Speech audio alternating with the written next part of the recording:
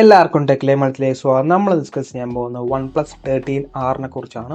So ഈ smart phone നമുക്ക് ഇന്ത്യയിൽ ലോഞ്ച് ആയിട്ടില്ല, വരാൻ പോകുന്നേ ഉള്ളൂ. പക്ഷേ ചൈനയിൽ ഓൾറെഡി ലോഞ്ച് ആയിട്ടുണ്ട്. അതിൻ്റെ പേരെന്ന് പറഞ്ഞാൽ OnePlus 8 5 എന്നാണ്. സോ ഈ സ്മാർട്ട് ഫോണിൻ്റെ സ്പെക്കും ഞങ്ങൾക്ക് നോക്കാം എങ്ങനെയുണ്ടെന്ന്. First of all design wise നോക്കുവാണെങ്കിൽ ബോക്സി ഡിസൈനാണ് വരുന്നത്. നമ്മുടെ സൈഡിൽ ഫ്രെയിമൊക്കെ ബോക്സിയാണ്. കൈ പിടിക്കാൻ ഇച്ചിരി ബുദ്ധിമുട്ടുണ്ടാവും. അല്ലാണ്ട് ബിൽഡിൻ്റെ കാര്യം നമ്മൾ നോക്കുകയാണെങ്കിൽ അടിപൊളി തന്നെയാണ്. 8 mm ആണ് തിക്നെസ് വരുന്നത്. 207 gram വെയിറ്റ് വരുന്നുണ്ട്. ഗ്ലാസ് ബാക്ക് ആണ് വരുന്നത്. പിന്നെ അലൂമിനിയം ഫ്രെയിം ആണ് വരുന്നത്. IP65 റേറ്റിംഗും വരുന്നുണ്ട്. സോ അത്യാവശ്യം നല്ല ബിൽഡ് ക്വാളിറ്റിയും കാര്യങ്ങളൊക്കെ വരുന്നുണ്ട്. പിന്നെ IP65 റേറ്റിംഗ് ഒരു കുറവായിപ്പോയി. IP67 68 കൊടുക്കേണ്ടതായിരുന്നു, കാരണം പ്രൈസ് അത്രയും വരുന്നതുകൊണ്ട് തന്നെ. പിന്നെ ബിൽഡ് അത്യാവശ്യം നല്ല ബിൽഡ് തന്നെയാണ്. പിന്നെ ബാക്കിൽ ഉപയോഗിച്ച ഗ്ലാസ് എന്ന് പറഞ്ഞാൽ ഓപ്പോ ക്രിസ്റ്റൽ ഷീൽഡ് എന്ന് പറഞ്ഞ ഗ്ലാസ് ആണ് ഉപയോഗിച്ചേക്കുന്നത് ബാക്കിൽ വരുന്നത്. സോ ബിൽഡ് അടിപൊളി തന്നെയാണ്. പിന്നെ OnePlusന്റെ ടിപ്പിക്കൽ ഡിസൈനും കാര്യങ്ങളൊക്കെയാണ് വരുന്നത്. ഡിസ്പ്ലേ നമ്മൾ നോക്കുവാണെങ്കിൽ 6.78 ഇഞ്ചിൻ്റെ ഒരു flat 1.5K 10-bit 120 ഹെർട്സിൻ്റെ LTPO AMOLED പാനലാണ് വരുന്നത്. 1 ഹെർട്സ് തൊട്ട് 120 ഹെർട്സ് വരെയാണ് സ്വിച്ച് ചെയ്യുന്നത്.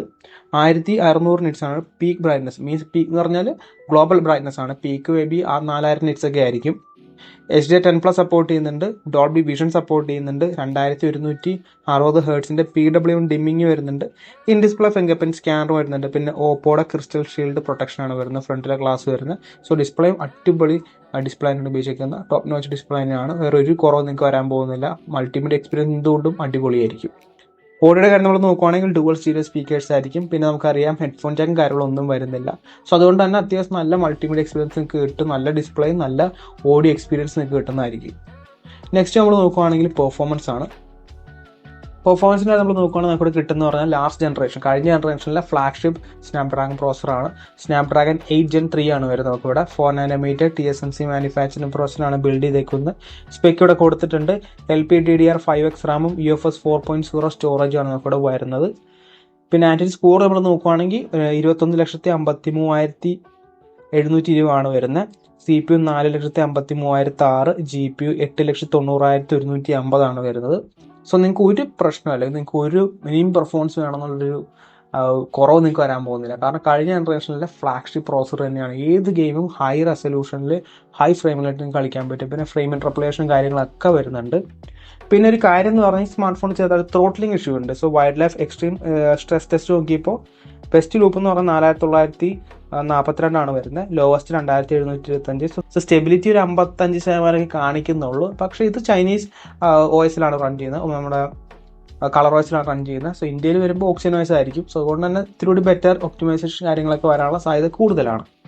OS നമ്മൾ നോക്കുവാണെങ്കിൽ ഇന്ത്യയിൽ വരുന്ന കാര്യമാണ് ഞാൻ പറയാൻ പോകുന്നത്. OXygenOS 15 ആയിരിക്കും.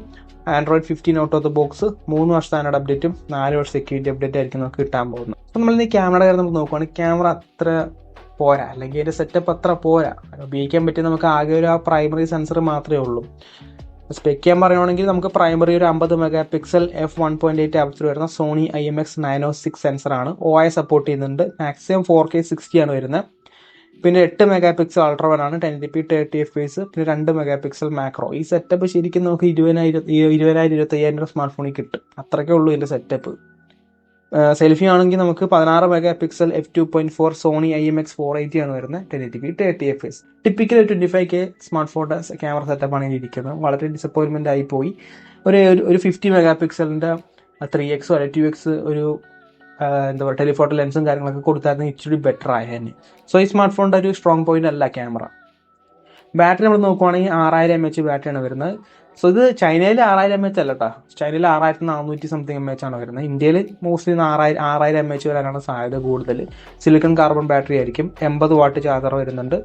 0 to 100% ഒരു 30 മിനിറ്റ് ഉണ്ടാവും. സോ ബാറ്ററി കപ്പാസിറ്റി കാര്യത്തിലായാലും സ്പീഡിൻ്റെ കാര്യത്തിലായാലും ചാർജിങ് സ്പീഡിൻ്റെ കാര്യത്തിലും ടോപ്പ് നോച്ച് തന്നെയാണ് വരുന്നത്. നെക്സ്റ്റ് കണക്ടിവിറ്റി നമ്മൾ നോക്കുവാണെങ്കിൽ 5G ആണ്. ഒബിയസ്ലി Wi-Fi 7 സപ്പോർട്ട് ചെയ്യുന്നുണ്ട്. Bluetooth 5.4 സപ്പോർട്ട് ചെയ്യുന്നുണ്ട്. NFC വരുന്നുണ്ട്. IR ബ്ലാസ്റ്റർ വരുന്നുണ്ട്. പിന്നെ ഒരു ഡിസപ്പോയിൻമെൻറ്റ് കാര്യം എന്ന് പറഞ്ഞാൽ USB Type-C 2.0 ആണ് വരുന്നത്. 3.2 അല്ലെങ്കിൽ 3.0 ഒന്നും അല്ല, Type-C 2.0 ആണ്. സോ ഇതൊക്കെ മാറേണ്ട സമയം കഴിഞ്ഞു. അറ്റ്ലീസ്റ്റ് നമുക്ക് USB Type-C 3.0 കിട്ടേണ്ട സമയം കഴിഞ്ഞു. സോ പ്രൈസ് നമ്മൾ നോക്കുവാണെങ്കിൽ 3 വേരിയൻ്റ് ആണ് പറയുന്നത്. 12GB 256, 16GB 512, 16GB 1 TB. ഇന്ത്യയിൽ ചിലപ്പോൾ വരുവാണെങ്കിൽ ചിലപ്പോൾ ഒരു 8 GB 256 വരാനൊക്കെ ചാൻസ് കൂടുതലാണ്. എക്സ്പെക്റ്റഡ് പ്രൈസ് റേഞ്ച് നമ്മൾ നോക്കുവാണെങ്കിൽ 35 തൊട്ട് 40,000 രൂപ ആ റേഞ്ചാണ് നമ്മൾ പിടിക്കുന്നത്. സോ ഈ സ്മാർട്ട് ഫോണിൻ്റെ ഒരു പ്രോസ് ഞാൻ പറയുവാണെങ്കിൽ നമുക്ക് ബിൽഡ് ക്വാളിറ്റി നല്ലതാണ്, കാണാൻ അത്യാവശ്യം നല്ല സ്മാർട്ട് ഫോൺ തന്നെയാണ്.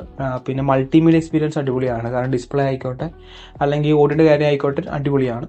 പെർഫോമൻസ് നല്ലതാണ്, കാരണം 8 Gen 3 ആണ്. എന്നാൽ പോലും നമുക്ക് ലാസ്റ്റ് ജനറേഷൻ ഫ്ലാഗ്ഷിപ്പ് ചിപ്സെറ്റ് തന്നെയാണ് വരുന്നത്, ഒരു കുറവ് നിങ്ങൾക്ക് വരാൻ പോകുന്നതാണ്. പിന്നെ ബാറ്ററി നല്ലതാണ്, നല്ല അത്യാവശ്യം കപ്പാസിറ്റി ഉള്ള ബാറ്ററിയാണ് വരുന്നത്. ഒരു കുറവ് മാത്രമേ ഉള്ളൂ ഈ ഫോൺ, അത് ക്യാമറ തന്നെയാണ്. ക്യാമറ വളരെ മോശമായി ഇപ്പോൾ ക്യാമറ സെറ്റപ്പ്. പ്രൈമറി സെൻസർ ഒഴികെ ബാക്കിയൊക്കെ ഒരു ആവറേജ് ക്യാമറയാണ് വരുന്നത്. 25,000 പ്രൈസ് റേഞ്ച് വരുന്ന ഒരു ഫോണിൻ്റെ ക്യാമറയാണ് വരുന്നത്. 35 to 40K അല്ലെങ്കിൽ ആ റേഞ്ചാണ്, കുഴപ്പമില്ലാത്തൊരു ഫോൺ തന്നെയാണ്. ക്യാമറ വേണ്ടാത്തവർക്ക് അല്ലെങ്കിൽ ക്യാമറ അധികം ഉപയോഗിക്കാത്തവർക്ക് പറ്റിയ ഫോൺ തന്നെയാണ്. ഗെയിമിങ്ങിനും കാര്യങ്ങളൊക്കെ പറ്റിയ ഫോൺ തന്നെയാണ്. നിങ്ങളുടെ സജഷനും കാര്യങ്ങളൊക്കെ താഴ്ന്ന് കമൻറ്റ് ചെയ്യുക. നിങ്ങൾക്ക് ഈ സ്മാർട്ട് ഫോണിൻ്റെ സ്പെക്കൊക്കെ ഇഷ്ടപ്പെട്ടോ അല്ലെങ്കിൽ നിങ്ങൾ ഈ സ്മാർട്ട് ഫോണിന് വേണ്ടി വെയിറ്റ് ചെയ്യുന്നുണ്ടൊക്കെ താഴ്ന്ന് കമൻറ്റ് ചെയ്യുക. സോ ഗൈസ്, അപ്പോൾ ഇന്നത്തെ വീഡിയോ ഇത്രയുള്ളൂ. ഇന്നത്തെ വീഡിയോ ഇഷ്ടപ്പെട്ടാൽ ലൈക്ക് ചെയ്യുക, സബ്സ്ക്രൈബ് ചെയ്യുക, hit the bell icon feature. നിങ്ങൾക്ക് നെക്സ്റ്റ് വീഡിയോ കാണാം.